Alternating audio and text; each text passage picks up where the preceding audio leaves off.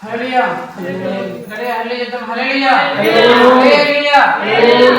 ముందుగా ఈ బెత్లెహేం ప్రార్థన మందిరానికి మమ్మల్ని, మా కుటుంబాన్ని, మా సంఘాన్ని ప్రేమపూర్వక ఆహ్వానించిన దైవ సేవకులు మయి బాబాయ్ గారికి, మా కుటుంబానికి మా ప్రేమపూర్వక వందనాలు తెలియజేస్తున్నాం. అలాగే దేవుడు ఎంతగానో ప్రేమించి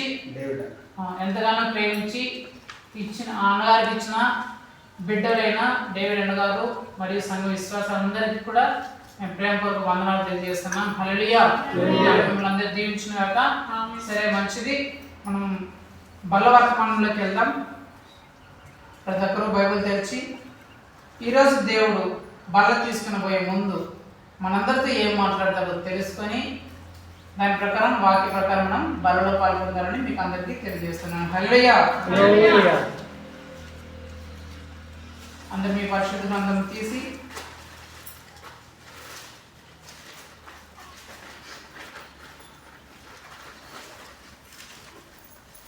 మొదటి కొరింథీయులకు రాసిన పత్రిక 11వ అధ్యాయం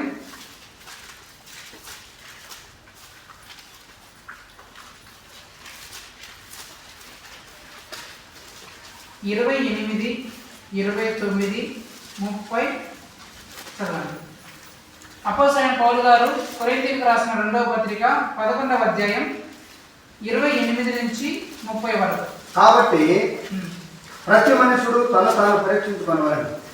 అలాగ చేసి ఆ రొట్టెను తిని ఆ పాత్రలోనే త్రాగవలెను.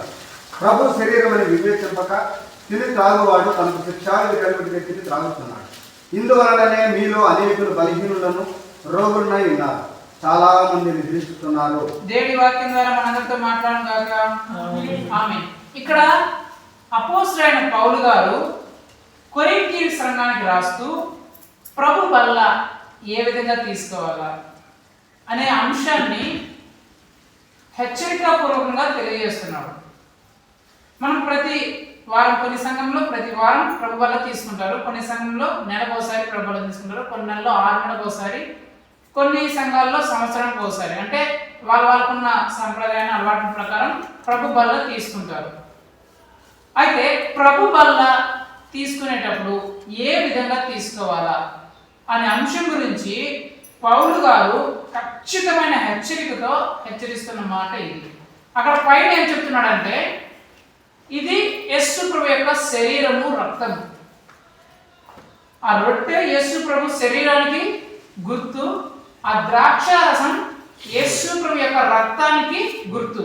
కాబట్టి ఈ ప్రభు బల్లలో పాలు పొందేవాళ్ళు యేసు ప్రభు శరీరమే తింటున్నారు, యేసు ప్రభు రక్తమే తాగుతున్నారు కనుక జాగ్రత్తగా ఉండండి అని చెప్తూ అక్కడ రాయబడిన మాట ఏంటంటే, కాబట్టి ప్రతి మనుష్యుడు తన్ను తాను పరీక్షించుకొని ఆ ప్రభువులలో పాల్గొంటారంట. ప్రభు బలలో పాలు పొందేటప్పుడు ఎవరైనా చేయాల్సిన పని ఏంటంటే, ప్రభు బలను నువ్వు చేయి వేసే ముందు నిన్ను నువ్వు పరీక్షించుకోవాలా. ఏమని పరీక్షించుకోవాలా? ఆ ప్రభు బలకి నువ్వు యోగ్యుడువా, అర్హురాలువా, అసలు నువ్వు ప్రభు బలలో చెయ్యి వేయచ్చా, చెయ్యి వేయకూడదా అని పరీక్షించుకున్న తర్వాతే, నీకు యోగ్యత అర్హత వచ్చిన తర్వాతే, నీకు నిశ్చయత వచ్చిన తర్వాతనే ఆ ప్రభు బలలో పాలు పొందాలని చెప్తున్నాడు. తీవ్రంగా హెచ్చరిస్తున్నాడు, జాగ్రత్త పడండి. ప్రభు బలం అంటే ఆషామాష కాదు. ఆ ప్రభు బలలో మీరు చెయ్యి వేసేటప్పుడు చాలా జాగ్రత్తగా ఉండాలి. మీరు యోగ్యంగా ఉన్నారో లేదో, యోగ్యంగా ప్రభు బలలో పాలు పొందుతున్నారో లేదో చూసుకోండి ఒకసారి. ఎందుకంటే అయోగ్యంగా ఎవరైనా పాలు పొందితే బలహీనులైపోతారు, కొంతమంది చనిపోతారంట. అంత శక్తి కలిగి ఆ బల్ల. మన బల్ల అంటే అగ్నితో సమానం. ఆ అగ్నిని పట్టుకునేటప్పుడు ఆచితూచి పట్టుకోవాలి. ఎలా పడితే అలా పట్టుకుంటే కాల్చేస్తుంది, బూడి చేస్తుంది. అంటే ప్రభు బల్ల నువ్వు తీసుకునేటప్పుడు నిన్ను నువ్వు పరీక్షించుకోవాలా, నిన్ను నువ్వు టెస్ట్ చేసుకోవాలి. పరీక్షించుకోవడం అంటే ఎలా పరీక్షించుకోవాలంటే నేను ఒక సంఘానికి వెళ్ళాను. ఆ సంఘంలో కూడా వాక్యం అంతా అయిపోయిన తర్వాత ప్రభు బల్ల ఇవ్వాలి. ప్రభు బలి ఇచ్చేటప్పుడు అక్కడ ఉన్న సేవకుడు ఒక సహోదరుని పిలిచి, ఇప్పుడు మనం ప్రభు బలి తీసుకోబోతున్నాము, ప్రభు బలి తీసుకుని పోయే ముందు మనం పాపం ఒప్పుకోవాలి కాబట్టి పాపం ఒప్పుకున్న తర్వాత ప్రభు బలి తీసుకుందాం.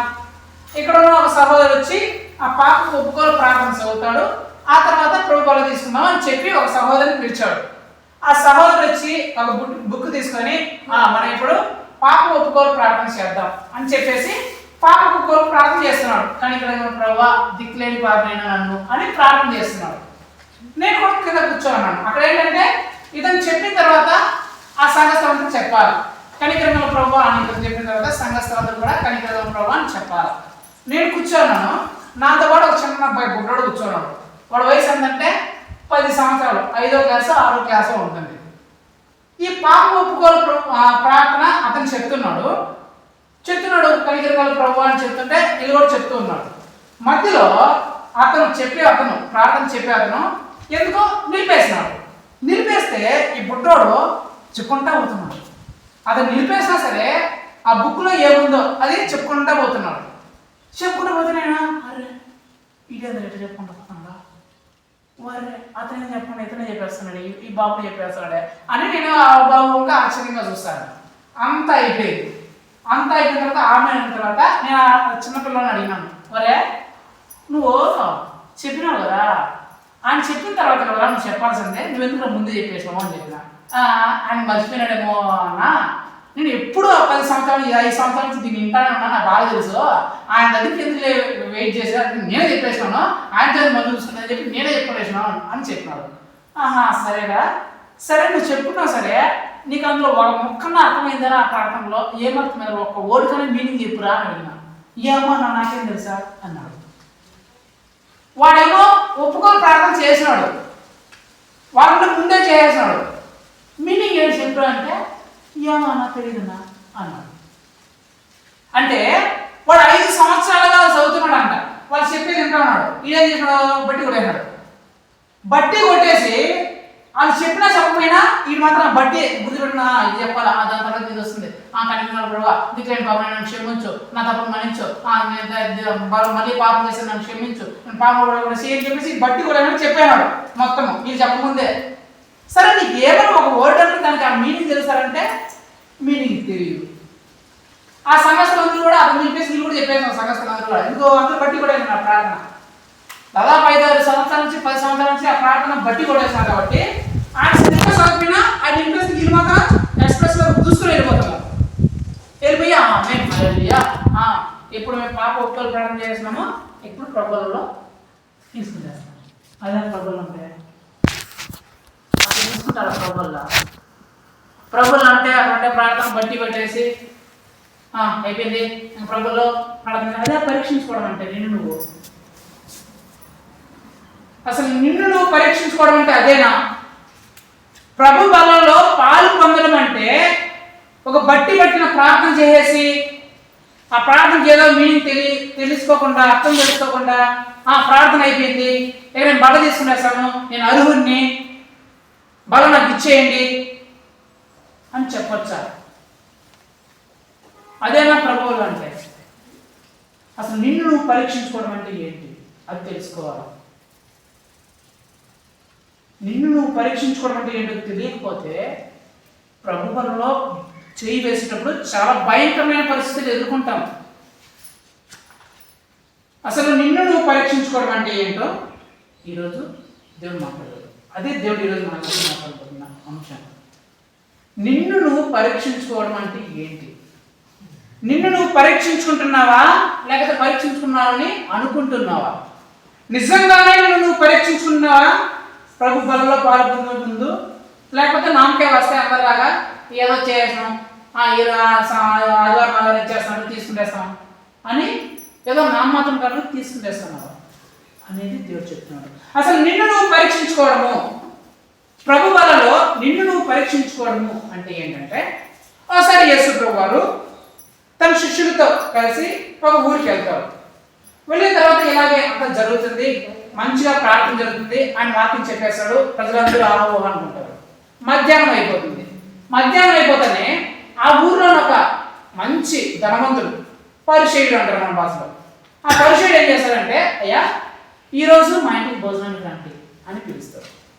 భోజనానికి రండి అని పిలవగానే సరే అని యేసు ప్రభు వారు ఆయన 12 మంది శిష్యులు వాళ్ళ ఇంటికి భోజనానికి వెళ్తారు. భోజనానికి వెళ్ళిన తర్వాత అందరూ భోజనానికి కూర్చోంటారు. కూర్చోండగానే ఒక 5 నిమిషాల తర్వాత ఒక స్త్రీ పరిగెత్తుంటే లోపలికి వచ్చేసిన అందరూ దబ్బుకొని. యేసు ప్రభు వారు ఇక్కడ కూర్చోంటారు, శిష్యులు 12 మంది అక్కడ కూర్చోంటారు. ఒక స్త్రీ పరిగెత్తుకుంటూ వచ్చేసి యేసు ప్రభు కాళ్ళ మీద పడిపోయి బోర్ని ఏడ్చేసి ఆ కన్నీటితో ఆ పాదాలు కడిగి ఆ వెంట్రుకతో ఆ నీళ్ళన్నీ తుడిచి ఆ పాదాలన్నీ తుడిచి ఆ కన్నీళ్ళన్నీ తుడిచి ఏడుస్తూనే ఉంటుంది. అక్కడ ఉండేవాళ్ళు చూసి ఏమా మన ఊళ్ళో పాటిస్టుగా పాపాలను చేసింది ఏమే కదా, నీచంగా బ్రతికింది, వ్యభిచార పనులు చేసింది ఏమే కదా, దైవులు బట్టి ఏమే కదా మన ఊళ్ళో దరిద్రంగా బతికింది, ఇంత పాపిష్టిది, నేను నీచమైన పనులు చేసింది, ఇంత చెడు పనులన్నీ చేసింది. ఆయన దగ్గరికి వచ్చి కాలు పట్టుకుంటే ఆయన చి అని కాలు తన్నేయకుండా అంత పాపిష్టి దాన్ని ఎక్కడి దగ్గర రాణిస్తాడు? ఆయనకేం తెలియదు, ఆయన పరిశుద్ధుడు అంటాడే. మరి అలాంటిది ఆయనకు వచ్చి ఆయన కాలు మీద పట్టుకుంటుంటే ఎలా రాణించినాడు అని వీళ్ళు అనుకుంటున్నారంట. యేసు ప్రభువేమో ఆమె ఏడుస్తుంటే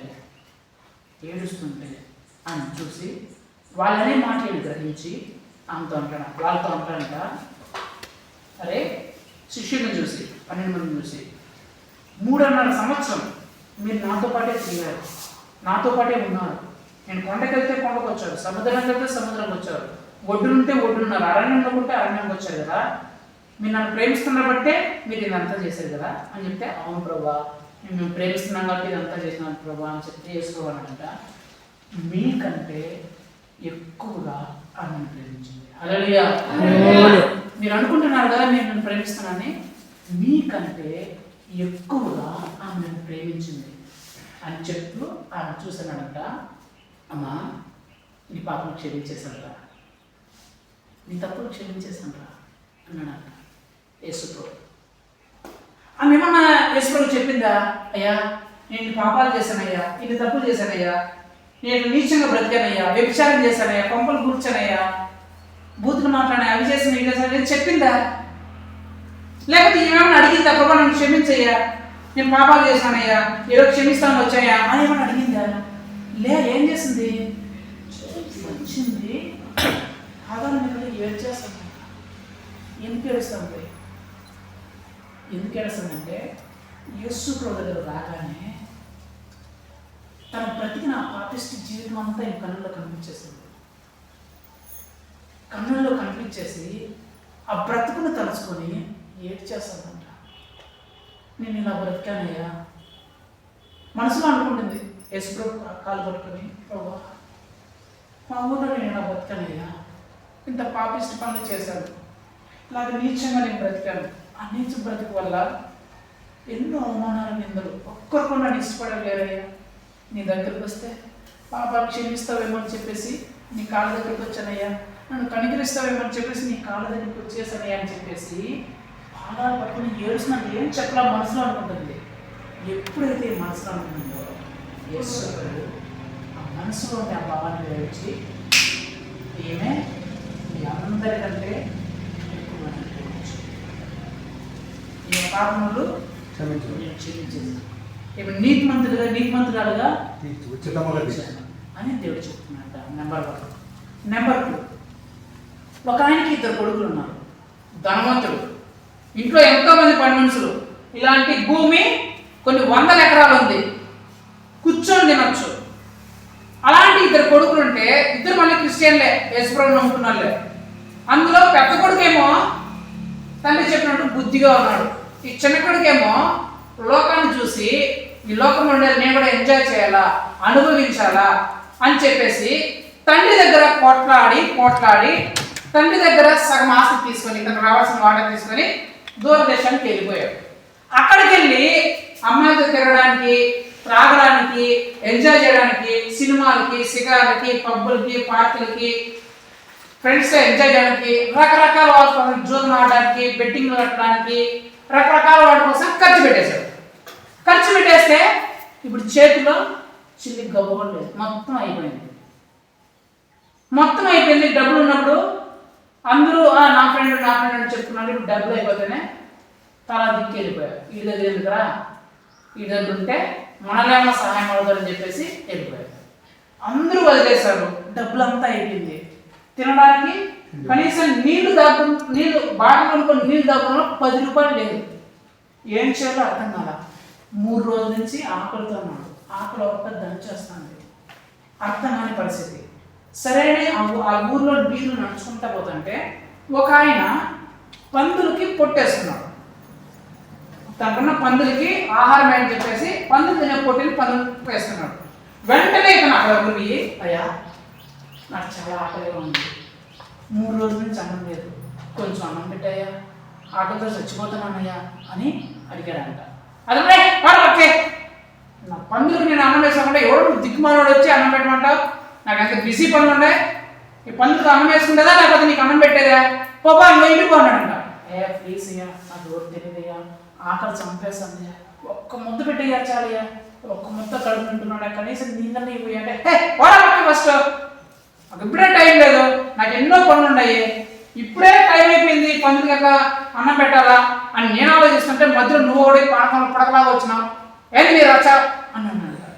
అప్పుడు అన్నాడు, అయ్యా ఆ పందులకి ఆ పొట్టు ఏదో నేను పెడతానయ్యా, ఆ పొట్టు పెట్టిన దానికన్నా నాకు ముద్దయ్యా ప్లీజ్ అయ్యా అని అనుకున్నాంట. అవునా, నువ్వు పందులకి పొట్టు పెడతావా, సరే అయితే నువ్వు ఈ పని చెయ్యి, నేను ఇంకో పని ఏదైనా చేసుకుంటా, సరే ఇదిగో నువ్వు ఈ పొట్టు తీసుకొని పందులు పెట్టు, పందులు పెట్టేసి నువ్వు నా దగ్గర రా, నీకు ఒక ముద్ద వేస్తా, తినేసిపోదు అని చెప్పాడంట. సరే అని చెప్పేసి పందులు చేసిన పొట్టు అతను తీసుకున్నాడు. తీసుకొని ఆ పందులు ఉన్న ఆ చోటుకి వెళ్ళాడు. చోటుకి వెళ్ళి ఆ పందులకు ఆ పొట్టు వేశాడు. పందులకు ఆ పొట్టు వేస్తుంటే ఆ పందులు ఆవురు అని చెప్పేసి ఆ పొట్టు తింటా ఉన్నాయి. తింటూ ఉంటే 3 రోజులు ఆకలి కదా, తినడానికి ఏం లేదు కదా, అవి ఆకలితో తింటూ ఉంటే ఆకలికి తట్టుకోలేక ఆ పందులు తినే పొట్టైనా తింటున్నాను అని చెప్పేసి ఆ పందుల మధ్యలోకి వెళ్ళిపోయారు. పందుల మధ్యలోకి వెళ్ళిపోతే ఆ పందులు ఇతనికంటే బలంగా ఉన్నాయి. ఏం చేశారంటే ఆ పొట్టలో తొక్కేసి కనీసం ఆ పందులు తినే ఆ పొట్టుతో అయినా ఆకలి తీర్చుకున్నాను, ఇంత ఆకలితో ఉన్నాను అనుకున్న అతనికి ఆ పందుల పొట్టు దొరకడం కాదు కదా, ఆ పొరదలో పందులు తొక్కేసాయండి. తొక్కేస్తే ఏడ్చుకుంటూ ఆ పందులు తినే పొట్టు కూడా దొరక్క బయటకు వచ్చి ఆ పందుల మీద కూర్చొని ఏడుస్తా అనుకున్నాను. ఏమిటంటే నేను నా తండ్రి దగ్గర ఉన్నప్పుడు రాజులాగా నేను బ్రతికా, రాజకుమారులాగా బ్రతికా, ఏమి కావాలంటే అది తిన్నా. ఇప్పుడు నా తండ్రి మాట వెనక ఇక్కడికి వచ్చేస్తే కనీసం పందులు తినే పొట్టు కూడా నాకు దొరకలేదే, నా జీవితం ఎంత కంపుగా మారిపోయింది. ఇప్పుడైనా సరే నేను మా నాన్న దగ్గరికి వెళ్తాను. మా నాన్న చాలా కనికరం గల నాన్న. మా ఇంట్లో చాలా మంది పని మనిషి ఉన్నాడు. ఒకవేళ నన్ను తిట్టినా కొట్టినా కొడుకు అనిపించుకునే నువ్వు పనికిరావరా కొడుకు కాదని అని చెప్పినా, అయ్యా డాడీ ప్లీజ్ డాడీ ఆ పని మనసులో ఒకగా పెట్టుకో డాడీ, నాకు కొంచెం ముద్దయ్య డాడీ అని నేను చెప్తాను. మా డాడీ కనికరించకపోతాడా, ఆ పని మనుషులో ఒకలాగా నన్ను చేర్చుకొని నాకు కొంచెం అన్నం పెట్టకపోతాడా, నేను మా నాన్న దగ్గరికి పోతాను, మా నాన్న బ్రతిమలాడుకుంటాను, నాన్న పరలోకానికి నీకు వ్యతిరేకంగా పాపం చేశానయ్యా, నన్ను క్షమించు నాన్న అని నేను వేడుకుంటాను అని మనసులో అనుకొని తన తండ్రి దగ్గరికి ఇంటికి వెళ్తూ ఉన్నాడంట. ఇంటికి వెళ్తూ ఉంటే తండ్రి ఆ కుమారుడు ఆ గేట దూరంలో వస్తున్నాడు. తండ్రి మిద్ది మీద ఉన్నాడు. ఉండి ఆ కుమారుని వస్తుంటే చూసి పరిగెత్తుకుంటా మిద్ది దిగి పరిగెత్తుకుంటా వెళ్ళిపోయాడు ఆ కుమారుడి దగ్గరికి. అందరూ చూసి ఆ పని ఏమైపోయింది, మన యజమానికి ఏమైపోయిందంటే ఈ తండ్రి పోయి ఆ కుమారుడి దగ్గర పరిగెత్తుకుంటా పోతున్నాడంట. ఆ కుమారుడు ఆ పందుల మధ్యలో ఆ బొరదలో పల్లి అలాగే కంపు కొట్టే స్థితిలో వస్తున్నాడు. వస్తుంటే ఈ తండ్రి పరిగెత్తుకుంటా పోయి ఆ బురదను అవన్నీ పట్టించుకోకుండా మెడ మీద పడి ముద్దు పెట్టుకొని కౌగిలించుకొని నా కుమారా నాకు దొరికావరా అని చెప్పి అంటున్నాడంట. డాడీ నాకు బురదంటే పక్క దగ్గర నువ్వు నా కుమారుడు అని అంటే అప్పుడు కుమారుడు అంటున్నా, అయ్యా డాడీ తప్పు అయిపోయింది, నాకు క్షమించాడే అయినా నాకు అవసరం లేదు, నువ్వు నాకు వచ్చేసారా, నువ్వు నాకు వచ్చినా చాలు రా, నువ్వు నాకు దొరికినా చాలు రే ఏమరా సరే రండిరా, ఇటు మంచి బట్టలు వేయండి, స్నానం చేయించండి, బట్టలు వేయండి, మంచి బట్టలు తొలగించండి, బంగారు వేయండి, గొలుసు వేయండి, పాదలు వేయండి.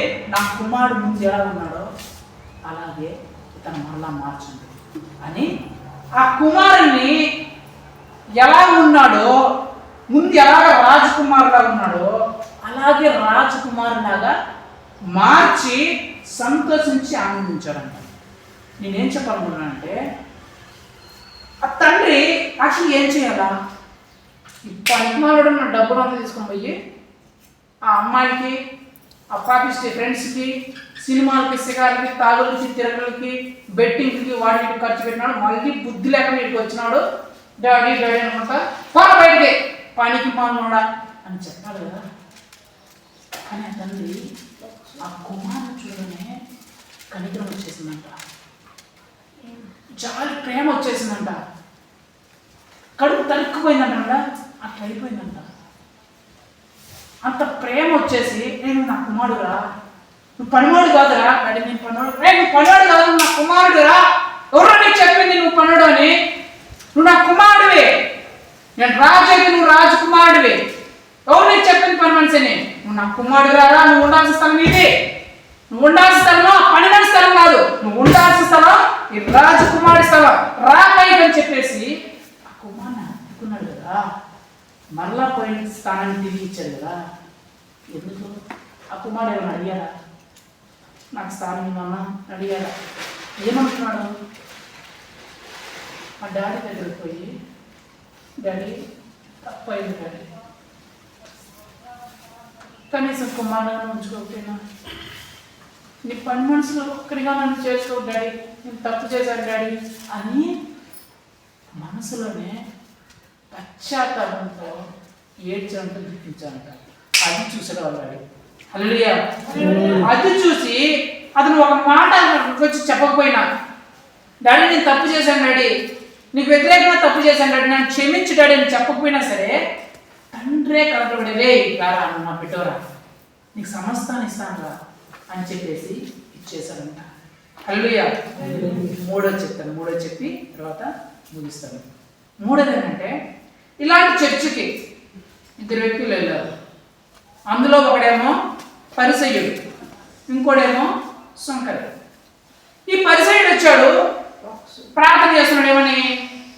ప్రభువా యేసయ్యా, నేను వారానికి ప్రతి వారం చర్చికి వస్తానయ్యా, వారానికి 2 సార్లు ఉపవాసం ఉంటా ఖచ్చితంగా, ప్రతిరోజు బైబిల్ చదువుతా, దర్శనం భాగం ఖచ్చితంగా ఎంత వస్తే అందులో దర్శనం భాగం తీసి ఈ చర్చలో వేస్తా అని చెప్తూ, ఇదిగో అలాంటి పనికి మన సంపన్నాడు వాడు ఉన్నాడు, వాడు సంపన్నాడు వాడు. ఆ పనివాడు ఎన్ని బీడీలు తాగుతాడు, సిగరెట్లు తాగుతాడు, వ్యభిచారం చేస్తాడు, కొంపలు గుడుస్తాడు, కుట్రలు చేస్తాడు, ఆ చెడు పనులు అన్ని చేస్తాడు. ఆంధ్ర నేను ఓపెన్ చేయను ప్రభా, నేను అంటే పరిశుద్ధంగా బతుకుతా, పవిత్రంగా బతుకుతా. అంత నీచమైన పనులు, ఆ చెడు పనులు చిన్న అస్సలు చేయనేవాడు అని ప్రార్థన చేశాడంట ఈ పరిశీలి. ఈ పరిశీలి ప్రార్థన చేసి ముగించినాడు. ఈ శంకర్కి పాపము మందిరానికి రావడానికి కూడా, లోపలికి రావడానికి కూడా ధైర్యం సరిపోవాలి. ధైర్యం సరిపోక మందిరం బయటే వాకిలి దగ్గర నిలబడుకొని కన్నులు పైకి ఎత్తాలనుకున్న అతనికి ధైర్యం సాలేదంట. ఎందుకు? ఆ పరిచయం చెప్పింది కరెక్టే, ధనవంత చెప్పింది. ఇది అన్ని పాపిష్టి పనులు చేసినాడే. ఇది తాగుడు అలవాటు, వ్యభిచారం అలవాటు, బీడీలు, సిగరెట్లు, సినిమాలు, షికారులు, ఇలాంటి నీచమైన పనులు చేసినాడే. ఈ పనులన్నీ చేసి గుర్తుకొచ్చి ఆ దేవుడు తలెక్కలేక, ఆ దేవుడు వెనకాలని నడుకొని తలెక్కడానికి ధైర్యం సరిపోక తలదించుకొని, అయ్యా ఆ పరిస్థితి చెప్పింది నిజమే, అక్కడ అనుకుంటున్నాడు నేను ఇలాంటి పాపాలు చేశానని. అతనికి తెలియని విషయం ఏంటంటే, దీనికన్నా భయంకరమైన పాపాలు నేను చేశాను. వాడు చేసింది కొన్ని పాపాలు ప్రభా, నేను ఎన్ని పాపాలు చేశాను, ఆ పాపాలను బట్టి కనీసం తలను కూడా పైకి ఎత్తుకోలేకపోతున్నాను ప్రభా.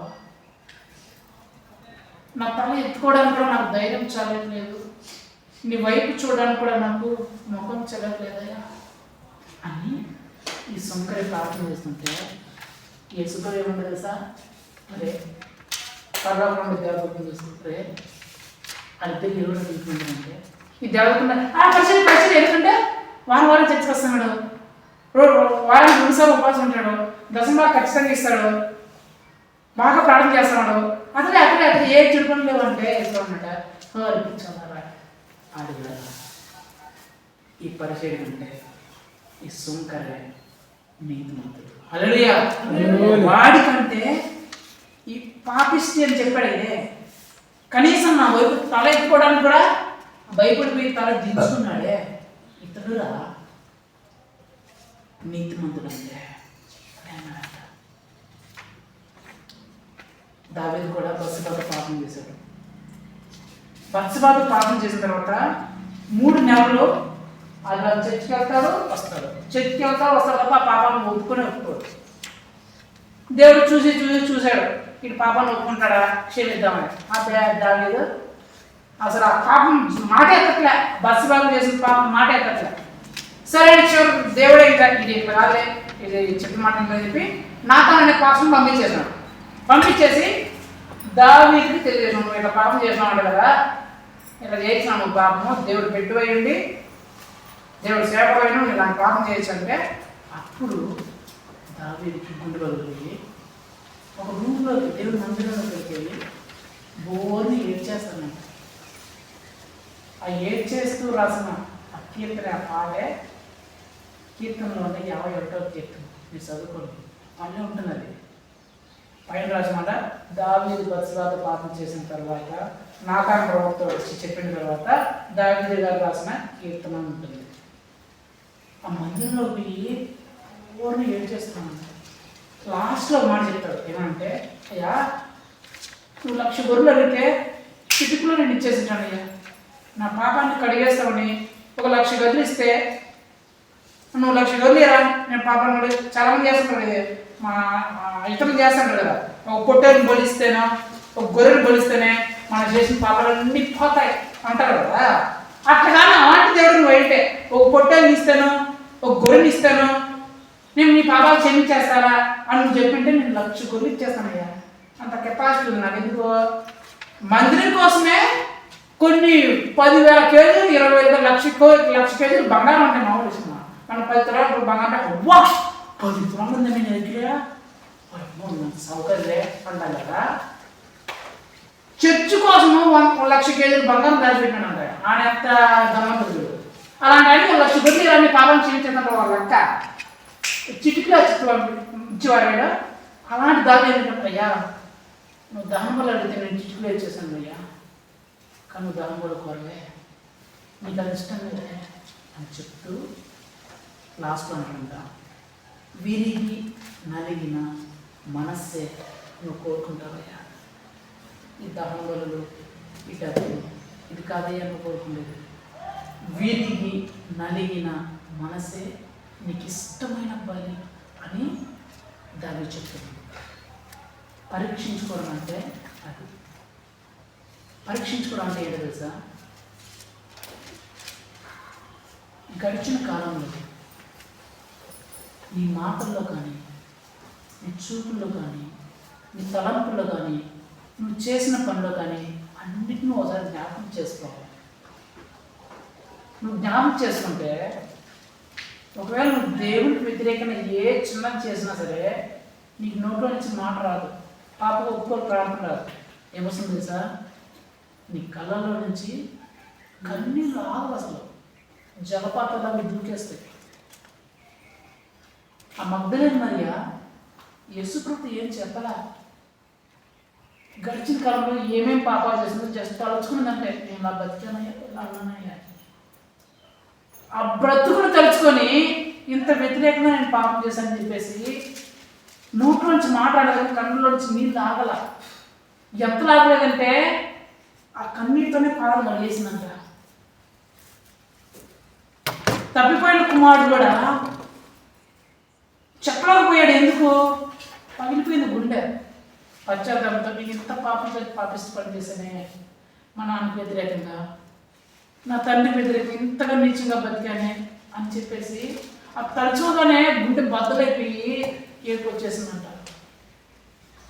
ఆ సుంకరికి కూడా తన పాపిష్టి బ్రతుకును తలుచుకోగానే గుండె బద్దలయ్యి ఏడ్చేశాడు. దావీదు కూడా ఆ పాపని జ్ఞాపకం రాగానే నా దేవుడు ఎంత మంచోడురా, ఎప్పుడు రోగం వచ్చి ప్రార్థన చేసినా సరే చిటుకులో రోగాన్ని బాగా చేసేసారు కదా. ఏ అప్పు సమస్య ఉన్నా సరే ప్రభా నాకు అప్పు ఉంది అంటే ఏదో రకంగా డబ్బులు ఇచ్చిన అప్పులు తీర్చేశారు కదా. ప్రభా నాకు ఈ శ్రమ వచ్చిందయ్యా అని ప్రార్థన చేయగానే ఆ శ్రమ ఎంత పెద్దదైనా సరే తీసేశాడు కదా. ఎలాంటి భయంకరమైన పరిస్థితి ఉన్నా సరే ప్రభా అని ప్రార్థన చేయగానే ఆ భయంకరమైన పరిస్థితిని తీసేసి సంతోషాన్ని ఇచ్చాడు కదా. అలాంటి దేవునికి నేను వ్యతిరేకంగా ఇలా చేశానే, నా ముఖం ఎలా చూపించాలో అని వీళ్ళు నలుగురు ముఖం చూపించలేకపోయారు యేసు దగ్గర. తాము చేసిన పాపములను జ్ఞాపకం చేసుకుని గడిచిన కాలంలో తాము ఏదైతే దేవుడికి వ్యతిరేకంగా చేశారో ఆ పాపం జ్ఞాపకం చేస్తున్నప్పుడు వాళ్ళ ముఖాన్ని దేవుడు చూపించడానికి ముఖం చల్లారంట వాళ్ళకి. నా దేవుడు ఎంత మంచి దేవుడు, నేను ఆరాధిస్తున్న దేవుడు ఎంత గొప్ప ప్రేమ చూపించాడు నా మీద, అలాంటి దేవుడికి నేను ఇలాగా చేశానే. మీ పిల్లలకి మీరు ఎంతో కొనిస్తున్నారు అనుకోండి, ఎంతో వాళ్ళు అడిగింది ఏదైనా కొనిస్తున్నారు అనుకోండి, అలాంటి పిల్లలు మీరు చెప్పిన మాట వినకపోతే మీకు బాధ వేస్తుందా లేదా?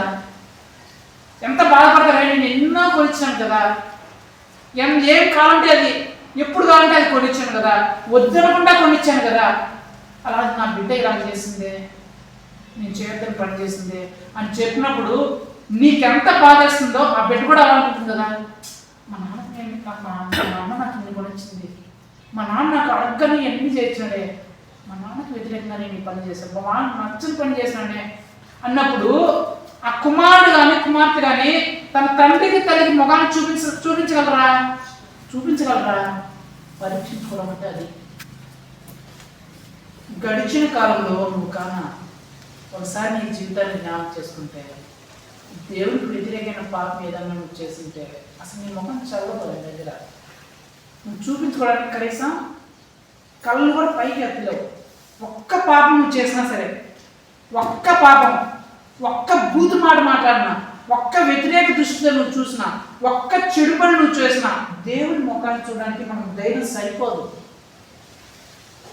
సరిపోయినప్పుడు మనం ఏం చేసుకున్నాం తెలుసా? అప్పుడు తల ఉంచుకొని పశ్చాత్తాపడతాం. అది పరీక్షించుకున్నాం. నీకు వ్యతిరేకంగా నేను మాట్లాడేసాను ప్రభా, నేను మాట్లాడకూడదు నాయనా, కానీ ప్రభా మాట్లాడేసింది. నేను అలా చేయకూడదు ప్రభా, కానీ చేశాను ప్రభా. అలా ఉండకూడదు ప్రభా, కానీ అలా ఉండేసాను అయ్యా, అంత పోయింది ప్రభా అని ఎప్పుడైతే నీ నోటి నుంచి మాట రాకుండా నీ మనసులో బావ పుట్టి అది నీ కళ్ళలో కన్నీరు దుమికేలాగా చేస్తుందో అప్పుడు నువ్వు నిజంగా నిన్ను నువ్వు పరీక్షించుకున్నట్టు, అప్పుడు నువ్వు నిజంగా బళ్ళకి యోగ్యుడిగా మారినట్టు.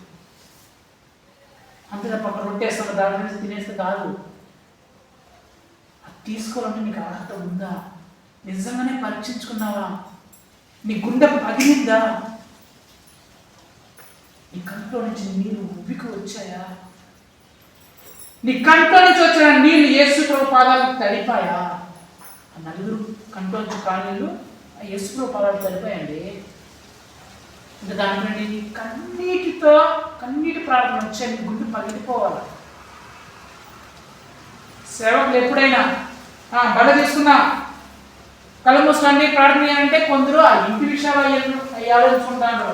కొందరు మా ఆవులు ఏం కట్టేసామో ఏం చేసినాయో, లేకపోతే ఇంట్లో కూర ఏమైపోయిందో, చికెన్ అయిపోయిందో లేదో, లేకపోతే ఈరోజు ఎన్ని కేజీలు చికెన్ తీసుకొని పోదాం, పోయేటప్పుడు చికెన్ పకోడీ చేస్తున్నాం, మటన్ పకోడీ చేస్తున్నామా, వాళ్ళ ఇంటికి పోదామా, ఈ ఇంటికి పోదామా, ఈ ఆలోచన తప్ప మిమ్మల్ని మీరు పరీక్షించుకొని బాగా తీసుకునే ముందు అని చెప్పినప్పుడు మీ జీవితాన్ని పరీక్షించుకోవాలి. గడిచిన బల్ల నుంచి ఈ బల్ల వరకు దేవుని దృష్టిలో సరైన విధంగానే నడిచాలా? నేను సరైన విధంగానే ఉన్నానా? నా మాటలు, నేను ఇతరులతో మాట్లాడిన మాటలు నా దేవుని దృష్టికి మంచిగా అనిపించాయా? నేను చేసిన ప్రతి ఒక్క పని, నేను ఒంటరిగా ఉన్నప్పుడు చేసిన పని, అందరూ ఉన్నప్పుడు చేసిన పనులు నా దేవుని దృష్టికి మంచిగా కనిపించాయా? నా ఆలోచన, నేను ఎలాంటి ఆలోచనలు పవిత్రంగా ఆలోచన దేవుడు అనుకున్నాడా? నేను చేసిన పనులు మంచి పనులని అనుకున్నాడా అని ఒకసారి నీ జీవితాన్ని పరీక్షించుకోవాలి. అది పరీక్షించుకోవడం అంటే. పరీక్షించుకోవడం అంటే ద్రాక్షరసం ఎంత ఇచ్చినారు, చపాతీ ఇచ్చినారా, బ్రెడ్ మొక్క ఇచ్చినారు ఈరోజు బలంలో, ద్రాక్షరసం పోసినారా, లేకపోతే ఏమైనా బయట నుంచి ఏమైనా తెప్పించినారా, చక్కెర నీళ్ళు ఇచ్చినారా? బలాన్ని కాదు పరీక్షించుకోవాల్సింది, నీ బతుకుని పరీక్షించుకోవాలా, నీ జీవితాన్ని పరీక్షించుకోవాలా. నా జీవితం ఎలా ఉంది గడిచిన కాలం నుంచి ఈ రోజు వరకు? నా దేవుళ్ళనే నేను ఉన్నానా? నా మాటలు సరిగ్గానే ఉన్నాయా? నేను చేసిన పనులు సరిగ్గానే ఉన్నాయా? నేను నడిచిన నడక, నా ప్రవర్తన, నా చూపు, తలంపు, ఆలోచన దేవుని దృష్టికి యథార్థంగానే ఉందా? లేకపోతే నీ గుండె పగిలిపోవాలి. ప్రభు నేను అర్థం కాదయ్యా, నా మాటలు సరిగ్గా లేవు ప్రభు, నా ఆలోచన సరిగ్గా లేవయ్యా, నా తలంపులు, నీ చేసిన పనులు సరిగ్గా లేవయ్యా. అయితే ప్రభా ఆ బల్ల తీసుకోలేకపోతే నేను బ్రతకలేను ప్రభా. నాకు జీవం ఇచ్చేది ఆ బల్లే. నాకు జీవాహారం బిర్యానీను కూల్ డ్రింక్లో కాదయ్యా, నీ బల్ల, నీ శరీరము నిజమైన జీవాహారం, నీ రక్తము నిజమైన పానంగా ఉంది. ఆ బల్ల తీసుకెళ్ళకపోతే నేను బ్రతకలేనయ్యా, నేను జీవంతో లేనివాడిగా మారిపోతానయ్యా. అయితే ఇలాంటి పాపిష్టి బ్రతుకులో నేను ఆ బలను ఎలా ముట్టుకోగలను ప్రభా? నీ శరీరం ఎంత పరిశుద్ధమైనది, నీ రక్తం ఎంత పరిశుద్ధమైనది, ఏ అగ్ని కూడా తాకలేనంత, అగ్ని కంటే భయంకరమైనది కదా బల్ల. ఆ యజ్ఞం చేస్తే నేను కాలిపోతానయ్యా, బూడిదైపోతాను ప్రభా.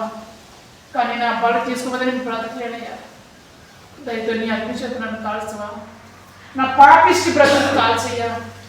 ఇకపై మరలా అలాంటి తప్పు చేయనయ్యా. నీ పరలోకపు అగ్ని నా మీద దించు, నీ పరిశుద్ధాత్మ నా మీద దించు. నాలో ఏదైతే పాపం ఉందో గడిచిన కాలంలో, నా మాటల్లో కావచ్చు, నా చూపుల్లో కావచ్చు, తలాంపుల్లో, ఆలోచనలో, చేసిన పనిలో ఎక్కడైతే పాపం ఉంది, ఆ పాపం వల్ల ఈ బలం నేను అర్హంగా మార్చలేకపోయాను, దాన్ని కడుగయ్యా, కాల్చివేయ్యా నా జీవితంలో అని నువ్వు ప్రార్థన చేస్తే, నువ్వు ఎలాంటి పాపం చేసినా సరే పరిశుద్ధాత్మ అగ్నిని పరలోకం నుంచి పంపించి నిన్ను బలి పశువుగా మార్చి నీలో ఉన్న పాపాలను కాల్చివారేస్తాడు. హల్లెలూయా. కాల్చివారేసి పరిశుద్ధాత్మతో నిన్ను నింపి కడిగి పరిశుద్ధంగా మార్చి పవిత్రంగా చేసి, నా కుమారుడా ఇప్పుడు నువ్వు బలపడుతురా అని నిన్ను మారుస్తాడు. అలా లేకుండా నువ్వు అయోగ్యంగా తీసుకుంటే, అహరోను కుమారుడు అబీహు, నదాబు పాస్టర్ కొడుకులు అండి. పాస్టర్ కొడుకులు వాళ్ళిద్దరు.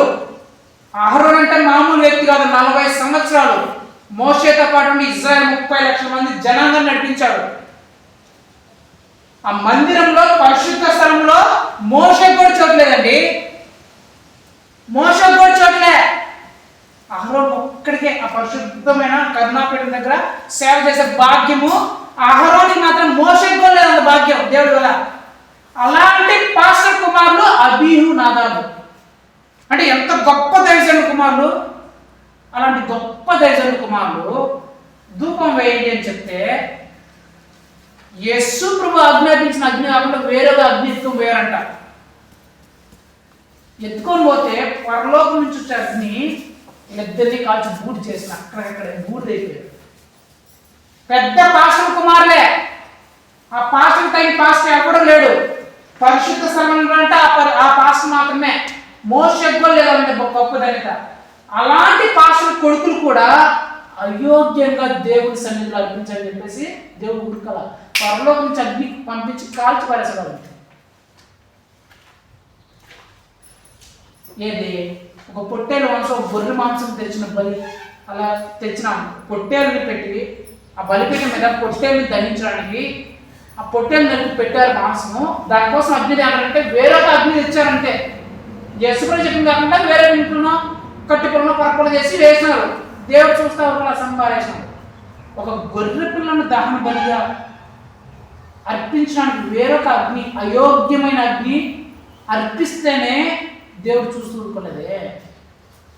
దేవాది దేవుడు తానే స్వయంగా మనుష్య రూపంలో వచ్చి తానే గొర్రెగా వధించబడి బలిపీఠ మీద అక్కడ అక్కడ అక్కడ బలి పశువులాగా అక్కడ ఉంటే, ఆ శరీరాన్ని, ఆ రక్తాన్ని నువ్వు అయోగ్యంగా తీసుకుంటే, గొర్రెనే అయోగ్యంగా తీసుకుంటే, గొర్రె మాంసాన్ని, పొట్టేల మాంసాన్ని అయోగ్యంగా తీసుకుంటే సహించలేని దేవుడు స్వయంగా ఆయన శరీరాన్ని, ఆయన రక్తాన్ని నువ్వు అయోగ్యంగా తీసుకుంటే ఉండగలమా మనం?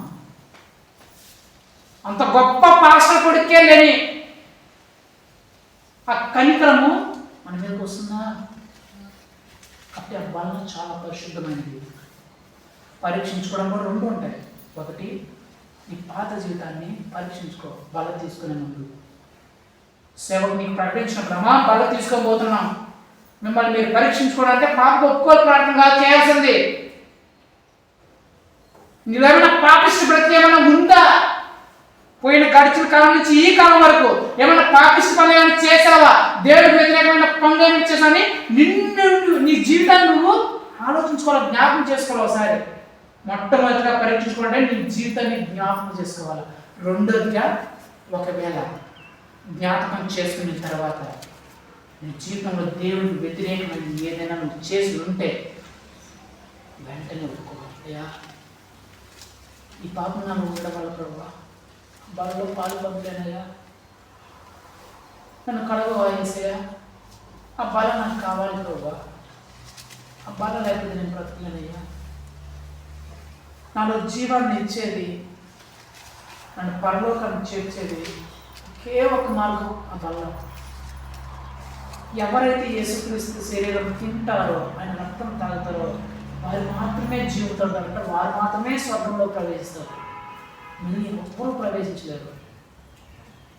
నీ జీవితం రాబోయే రోజుల్లో జీవంతో ఉండాలంటే, నువ్వు చచ్చిపోయిన కుక్క అంటారు కదా, అలాంటి చచ్చిపోయిన స్థితిలో నువ్వు పోకుండా, ఇటు చచ్చిపోయిన కుక్కలేరా ఇండియన్ ఇంకా చంపేది అంటారు కదా, రాబోయే రోజుల్లో నువ్వు నీ బతుకు చచ్చిపోయినలాగా అయిపోకుండా, నిర్జీవంగా అయిపోకుండా జీవంతో ఉండాలంటే, పచ్చగా ఉండాలంటే బలం తీసుకోవాలి, బలం తినాలా. రెండోదిగా, నువ్వు ఇక్కడ ఈ భూమి అని నువ్వు నిద్రించిన తర్వాత పరలోకం నువ్వు చేరాలంటే బల్లే ప్రధానం. ఆ బలం తీసుకోవడం అంతా ఆశతో ఉండాలి. ఎప్పుడు నేను బలం తీసుకుంటానా, ఎప్పుడు నాకు బలం దొరుకుతుందా, ఎప్పుడు యేసుక్రీస్తు శరీరం నేను తింటానా, ఆ రక్తం త్రాగుతానా, ఎప్పుడు ఆ మధురమైన శరీరాన్ని, ఆ మధురమైన రక్తాన్ని నేను తింటానా తాగుతానా, నీకు ఆశ ఎప్పుడెప్పుడు ఉండాలా. దాంతోపాటు నిన్ను నువ్వు పరీక్షించుకోవాలి, యోగ్యంగానే ఉన్నానా అని పరీక్షించుకోవాలా. నువ్వు ఆ బల్ల తీసుకోవాలంటే బాప్టిజం అనుభవంలో నువ్వు రావాలా. బాప్టిజం అనుభవంలోకి నువ్వు రాకుండా నువ్వు ఎంత ప్రార్థన చేసినా, ఎన్ని లక్షలు వేసినా, ఎంత కోట్లు ఖర్చు పెట్టినా నువ్వు బలకి అర్హురాలే కాదు. బిల్ గేట్స్ వచ్చి నువ్వు 1,00,000 కోట్లు ఇస్తా, ఒక డ్రాప్ ఏంటంటే ఇస్తారా బలంలో? అనిల్ అంబానీ గారు, ముఖేష్ అంబానీ గారు, మీకు 1,00,000 కోట్లు ఇచ్చేస్తా, ఆ శరీరంలో ఒక చిన్న మొక్క ఏంటంటే ఇస్తారా? ఇస్తారా అండి? ఆ రక్తంలో చిన్న ఒక డ్రాప్ ఏంటంటే ఇస్తారా? 1,00,000 కోట్లు ఇచ్చినా ఒక డ్రాప్ కూడా కొనుక్కోలేదు దాంట్లో. ఈ ప్రపంచంలో బంగారం అంతా ఇచ్చినా సరే ఆ శరీరంలో ఒక చిన్న అంత ముక్క కూడా కొనుక్కోలేదు. అంత శ్రేష్టమైనది, అంత విలువైనది ఆ బల్ల. దహించే అగ్ని ఆ బల్ల. మరి అలాంటి బలని తీసుకుపోయే ముందు దేవుని బిడ్డ, ఒకవేళ ఇన్ని రోజులు నీకు తెలియదేమో బలని ఎలా బల తీసుకుని ముందు నిన్ను పరీక్షించుకునే విధానం. ఈరోజు దేవుడు మాట్లాడిన తర్వాత ఇక్కడే కాదు, ఎప్పుడైనా ఎక్కడైనా సరే బల తీసుకునే ముందు ఈ పాత జీవితం ఒకసారి జ్ఞాపకం చేసుకో. ఏమన్నా దేవునికి వ్యతిరేకమైన పనులు ఏమైనా చేసావా అని నిన్ను నువ్వు ఒకసారి పరీక్షించుకొని, ఒకవేళ చేసుంటే దేవుడిని నువ్వు చంపేసి దేవుడు కాదండి. ఏమో పాపం చేసిన బలం నీకు అర్హత లేదని చెప్పే దేవుడు కాదు. నువ్వు ఒప్పుకుంటే నువ్వు పాపం కూడా చేయాల్సిన పనిగా. మంత్రులేని మరియా తన మనసులోనే ఒప్పుకునేది. ఆయన వేడుకమ్మా, నన్ను క్షమించి ప్రభావం నువ్వు కోరుకో అన్నాడు. అనలేదు. ఆయన నీతిమంతురాలుగా అందరికంటే నీతిమంతురాలు చెప్తాను వచ్చి పాడుకో అన్నాడు. అనలేదు.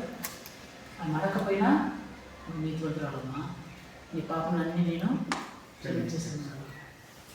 కుమారుడు చెప్పలా తండ్రి నన్ను చేసుకుంటాను.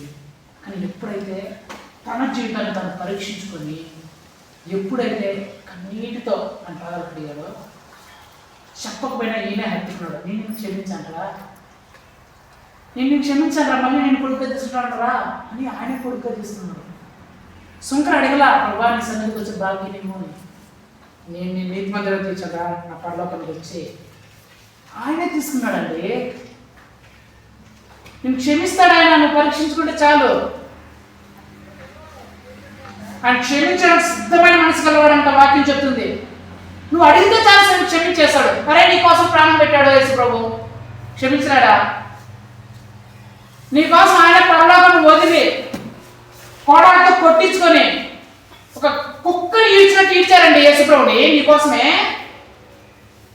కుక్కని ఈడ్చినట్టు ఈడ్చారు, బట్టలు చింపేశారు, గుద్దాలు తన్నారు, కోడాలతో చీల్చారు, అట్లే మొక్క మీద ఉమ్మేశారండి, బలంతో పొడిచారండి, ప్రాణం తీయేశారండి. ఒక బొట్టు కూడా రక్తం లేకుండా, శరీరంలో ఒక ముక్క చర్మం కూడా అసలు ఎక్కడ కనిపించకుండా పీకి పారేశారు చర్మాన్ని.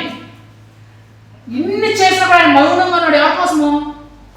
నీకోసం కాదా, నా కోసం కాదా? మరి నీ కోసం అంత భరించింది దేవుడు. ప్రభు నాకు క్షమించలేడా? నీకోసం బలిగా మార్చబడిన దేవుడు అయ్యా మనం క్షమించలేడా? నువ్వు ఆ మాట పలకడం ఆలోచన పరిగెత్తుకుంటూ వచ్చేస్తాడు.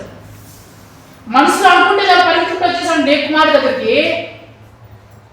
అది ఎక్కడో వస్తున్నాడు, పరిగెత్తుకుంటూ ఈడే వెళ్ళిపోయాడు. అట్లా పరిగెత్తుకుంటాడు అలా, నా కుమారుడా నువ్వు చాలా నాకు కొంచెం పరిగెత్తుకుంటూ వెళ్ళిపోయాడు. నువ్వు మనసులో అనుకో చాలు, దిగొచ్చేసాడు పరలోకం చేసుకున్నాడు. హల్లెలూయా. ఏ దూతం దగ్గర రాడు దేవుడు అట్లా. ఎవరైతే అయ్యా తప్పు అని ఎవరైతే పశ్చాత్తాపడతాడో నీకోసం పరలోకం వదిలి వచ్చేస్తాడు కండి. కావాలి చదువుకోండి, కీర్తన 18వ కీర్తన ఉంటుంది. ఆయన వస్తే నువ్వు ప్రార్థన చేస్తే, నీ శ్రమల కాలంలో నువ్వు మొరపెడితే యేసు ప్రభు ఎలా వస్తాడో నీ శ్రమలో అనేది రాయబడి ఉంటుంది. అది చదివితే ఎంత ధన్యత, అసలు నా దేవుడు అంటే దేవుడు గౌరవం ఉండాలనిపిస్తుంది. ఆ కీర్తన చదువుకోండి మీకు కావాలంటే. నాకు ఎంతో ఇష్టమైన కీర్తన అది. ఆయన వచ్చేటప్పుడు అస్సలు అది చదివితే మీకు ఎప్పుడైనా మీకు అవకాశం ఉంటే చెప్తాను. అసలు యేసు ప్రభు ఎంత ప్రేమమయుడు, ఎంత మంచి దేవుడు అనేది ఆ కీర్తన తెలిసిపోతుంది మనకి. ఎంత గొప్ప దేవుడు అండి. నీకోసం పరిగెత్తుకుంటూ వచ్చే దేవుడు. నీ బంధువులు రారు, నీ స్నేహితులు రారు నువ్వు కష్టంలో ఉంటే, నీ ఇరుగు నీ ఇంటి వాళ్ళు కూడా రారు నువ్వు కష్టంలో ఉంటే. కానీ యేసు ప్రభు పరలోకం పరిగెత్తుకుంటూ వచ్చేస్తాడు.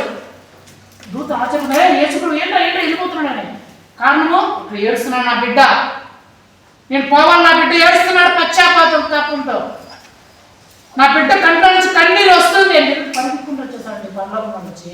అంత మంచి దేవుడు కలిగిన హల్లెలూయా. అలాంటి దేవుడు నీ పాపాన్ని కలగలేడా? నీ కష్టాన్ని తీర్చలేడా? నీ వ్యాధిని తీర్చలేడా? నీ బాధను తొలగించలేడా? బిడ్డ బలలో వెళ్తాము, మనమన్నే పరీక్షించున్నాము. అలా నేను యోగ్యంగా తీసుకున్నానయ్యా. ఒక నేను ఇలా చేశాను, అలా చేశాను. నువ్వు పరీక్షించుకునే జీవితాన్ని వ్యక్తిగతం అది బల అనేది. పాప ప్రార్థన అందరూ చేస్తారు. కొందరు పాపతో ఏ తప్పు చేసి ఉండొచ్చు, కొందరు మాటలతో చేసి ఉండొచ్చు, కొందరు చూపులతో చేసి ఉండొచ్చు, కొందరు చేసే పనులతో చేసి ఉండొచ్చు, కొందరు ఉండే వాళ్ళతో చేసి ఉండొచ్చు. ఎవరు ఎలాంటి తప్పు చేస్తారో ఎవరికి తెలియదు కదా. అలాంటప్పుడు నిన్ను నువ్వు పరీక్షించుకోవాలి. నేను పరీక్షించుకొని పాపం ఉంటే దేవుడి సన్నిధిలో ఒప్పుకొని యోగ్యుడిగా మార్చబడిన తర్వాత దేవుడు ఖచ్చితంగా నీ పాపాన్ని క్షమిస్తాడు. అగ్నితో నీ పాపాన్ని కాల్చి నీ యోగ్యుడిగా మార్చి ఆ బలలో నీకు అవకాశాన్ని ఇస్తాడు. అట్టి కృప దేవుడు మన అందరికీ దయచేసి ఆ పరిశుద్ధమైన బలలో మనం ఆ యేసు ప్రభు యొక్క శరీరాన్ని తిని తాగి మన జీవన గలవాడిగా ఉండి ఈ లోకాన్ని విడిచిన తర్వాత ఆ లోకంలోకి ఆయన సన్నిధిలోకి చేరుకుందాక. ఆమేన్. హల్లెలూయా. హల్లెలూయా. Praise the Lord. నీ జ్ఞానమును నీ సత్యమును నా అంతర్యంలో పుట్టించుము. ఉత్సాహ సంతోషం నీ రక్షణానందం, ఉత్సాహ సంతోషం నీ రక్షణానందం కలుగ చేయుము నా హృదయములో, కలుగ చేయుము నా కలుగ చేయు